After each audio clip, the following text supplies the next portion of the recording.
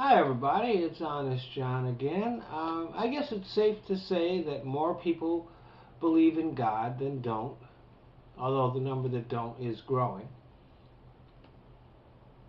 Some people are wishy-washy about their beliefs, some are firm, some are passionate, and some are downright fanatical. And of course they are convinced that people who don't believe the same thing they do are completely wrong.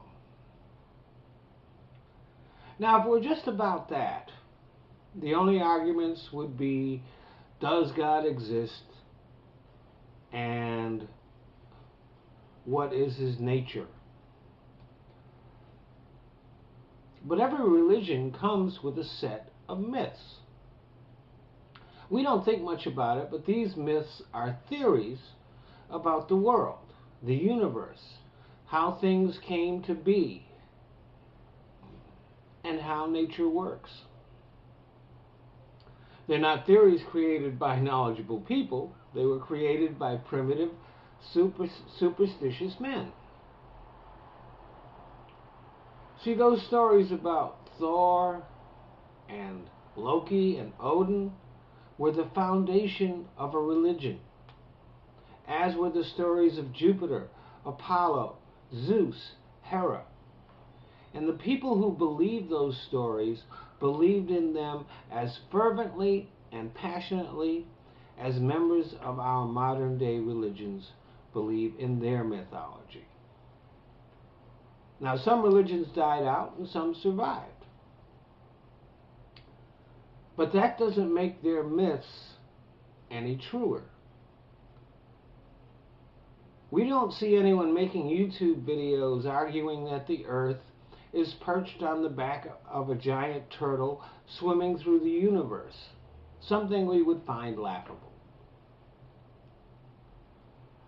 But is that any less logical than Adam and Eve and the apple with the booby trap and the talking snake?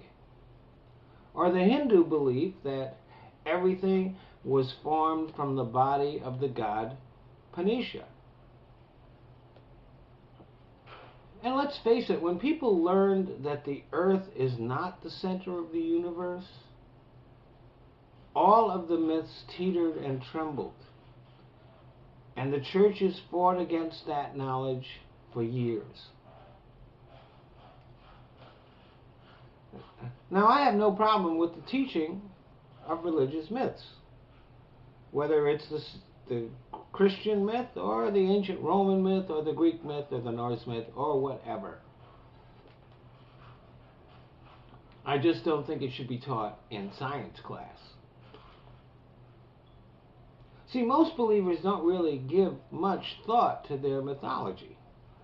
It's not important to them whether the Adam and Eve story is literally true or just a story. They try to live a good and moral life and live up to the ideals of their religion. They don't really think that much about the plagues and the massacres and the other nasty things that their God supposedly did. They just take comfort in a higher power that they believe is good.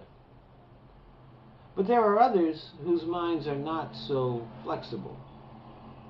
The idea that anything in their holy book is not literally true is just intolerable.